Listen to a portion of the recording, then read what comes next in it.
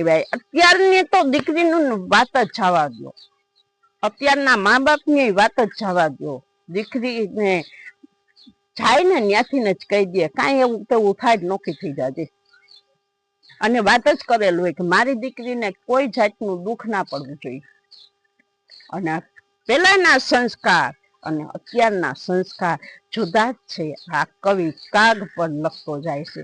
એટલે તો અમે વાત કરતા જ હોઈએ છીએ કે જીવનની અંદર જો દીકરીનું સમર્પણ છે ને એ જ મોટું સમર્પણ છે. દીકરી બધું સમર્પણ કરી શકે, પણ મા બાપને કે ભાઈનું કોઈ કે તો એ પોતાનો જીવનું બલિદાન દઈ દે, પણ એને કાંઈ કરવા ન દે. આનું નામ દીકરી કહેવાય.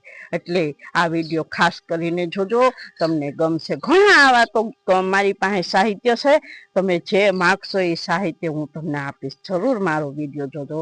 જય શ્રી રામ, જય શ્રી રામ.